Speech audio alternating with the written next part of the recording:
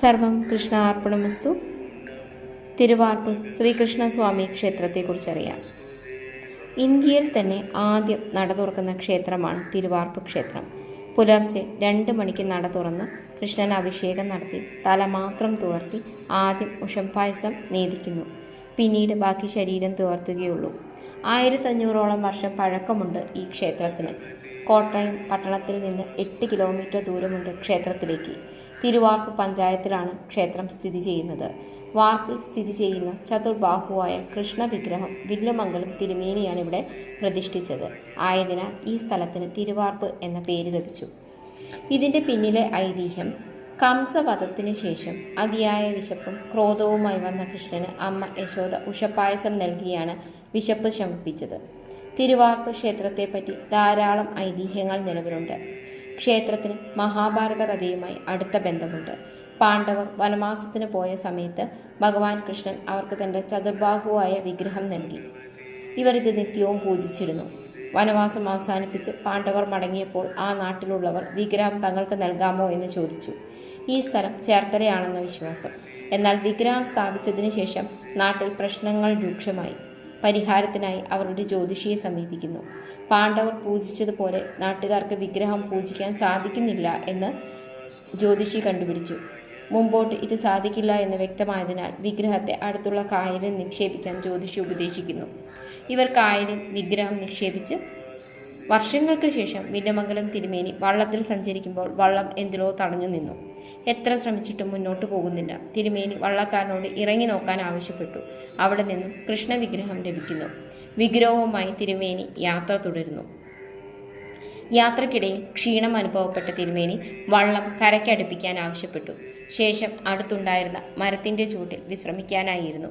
വിഗ്രഹം അടുത്തു കണ്ട വാർപ്പിൽ വെച്ചു. ഉറക്കമുണർന്നപ്പോൾ സ്വാമി വിഗ്രഹം എടുക്കാൻ ശ്രമിച്ചിട്ട് സാധിക്കുന്നില്ല. ഇതറിഞ്ഞ ആളുകൾ തടിച്ചുകൂടി. ഈ സ്ഥലം കുന്നങ്കരി മേനോൻ എന്ന വ്യക്തിയുടേതായിരുന്നു. അദ്ദേഹം വില്ലുമംഗലം തിരുമേനിയോട് ഇവിടെ ഒരു ക്ഷേത്രം പണി കഴിപ്പിക്കാമെന്നും അവിടെ ഈ വിഗ്രഹം പ്രതിഷ്ഠിക്കണമെന്നും ആവശ്യപ്പെട്ടു. അങ്ങനെ വാർപ്പിലുള്ള കൃഷ്ണൻ ഉള്ളതിനാൽ ആ സ്ഥലം തിരുവാർപ്പ് എന്നറിയപ്പെട്ടു. പാണ്ഡവർ വനവാസത്തിന് ശേഷം കൃഷ്ണൻ പൂജിക്കാൻ കൊടുത്തിരുന്ന വിഗ്രഹം ദ്രൗപദി കൃഷ്ണൻ നൽകിയ അക്ഷയപാത്രത്തിൽ വെച്ച് കടലിൽ ഒഴുക്കിയെന്നും മുക്കുവന്മാർ മീൻ പിടിക്കുന്നതിനിടയിൽ വലയിൽ കുടുങ്ങിയ വിഗ്രഹത്തെ അവർ നാട്ടിൽ കൊണ്ടുപോയി അവിടെ പ്രതിഷ്ഠിച്ചു എന്നും പിന്നീട് അനർത്ഥങ്ങളുണ്ടായതിനാൽ അവർ കടലിൽ നിക്ഷേപിച്ചു എന്നൊരു കഥയും നിലനിൽക്കുന്നുണ്ട്. ആ വിഗ്രഹമാണ് പിന്നീട് വില്ലുമംഗലം തിരുമേനിക്ക് ലഭിച്ചത് എന്നും പറയപ്പെടുന്നു. ക്ഷേത്രം സൂര്യഗ്രഹണത്തിന് പോലും അടച്ചിടാറില്ല. ഒരിക്കൽ സൂര്യഗ്രഹണത്തിന് അടച്ചതിന് ശേഷം വാതിൽ തുറന്നപ്പോൾ കൃഷ്ണന്റെ അരഞ്ഞാണം താഴെ കിടക്കുന്നതായിരുന്നു.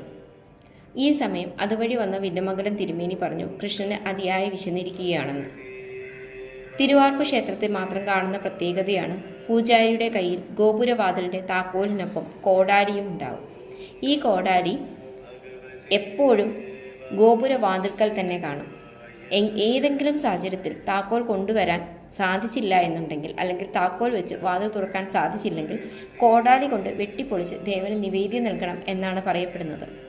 5 തവണ പൂജയുണ്ട് ഒരു ദിവസം. എന്നാൽ അത്താഴ പൂജ ദീപാരാധനയ്ക്ക് മുമ്പാണ്.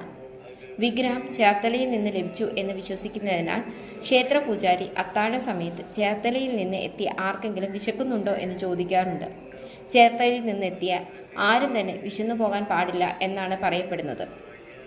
ഇതോടൊപ്പം ക്ഷേത്രത്തിൽ പ്രത്യേക രീതിയിലുള്ള ഒരു ചെണ്ടയുമുണ്ട്. ഇത് കൃഷ്ണൻ കംസനെ വധിച്ചത് ചെണ്ട കൊട്ടി അറിയിച്ചതിൻ്റെ അടയാളമായിട്ടാണ് കണക്കാക്കുന്നത്. ക്ഷേത്രത്തിന് പുറത്തായി ഭൂതനാഥൻ, സുബ്രഹ്മണ്യൻ, ഗണപതി, യക്ഷി, ശിവൻ, ഭഗവതി എന്നിവരുടെ പ്രതിഷ്ഠകളുമുണ്ട്. മേടമാസത്തിൽ 10 ദിവസത്തെ ഉത്സവമാണ് ക്ഷേത്രത്തിൽ നടത്തുന്നത്. ഉത്സവ സമയത്ത് ഗുരുവായൂരിലെ പോലെ ആനയോട്ടം നടത്തുന്ന ക്ഷേത്രം കൂടിയാണ്. 12 വിളക്ക് അല്ലെങ്കിൽ വിളക്കെടുപ്പ് എന്ന ചടങ്ങ് വളരെ പ്രശസ്തമാണ്. 10 വയസ്സിൽ താഴെയുള്ള പെൺകുട്ടികളാണ് ഇതിൽ പങ്കെടുക്കുന്നത്. വ്രതനിഷ്ഠയോടെ ചെയ്യേണ്ട ചടങ്ങാണിത്. 10ാം ഉദയത്തിൻ്റെ അന്ന് ഉത്സവം അവസാനിക്കും. അഷ്ടമി രോഹിണി ദിവസവും പ്രത്യേക പൂജകളുണ്ടാകും. ഞായർ, വ്യാഴം ദിവസങ്ങൾ പ്രാധാന്യമുള്ളവയാണ്.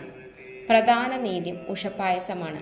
അരി, ശർക്കര, നെയ്യ്, കദളിപ്പഴം, തേങ്ങ എന്നിവ ചേർത്താണ് പായസം തയ്യാറാക്കുന്നത്. ഇതോടൊപ്പം പാൽപ്പായസം, നെയ്പായസം, അപ്പം എന്നിവയും വഴിപാടായി ലഭിക്കും. പ്രത്യേക വഴിപാടായി ചതുശതവും സമർപ്പിക്കാറുണ്ട്. തിരുവാർപ്പ് ശ്രീകൃഷ്ണസ്വാമി ക്ഷേത്രത്തെക്കുറിച്ചുള്ളൊരു ലഘു വിവരണമാണിത്. വിളിച്ചാൽ വിളിപ്പുറത്തുള്ള ഭഗവാനായിട്ടാണ് തിരുവാർപ്പ് ശ്രീകൃഷ്ണസ്വാമി ക്ഷേത്രത്തിലെ ഭഗവാനെ അറിയപ്പെടുന്നത്. സർവം കൃഷ്ണാർപ്പണമസ്തു. നന്ദി.